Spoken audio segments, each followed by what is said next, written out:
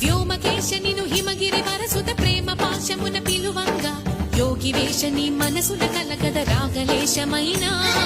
హే మహేశని భయద పదాహతి దైత్య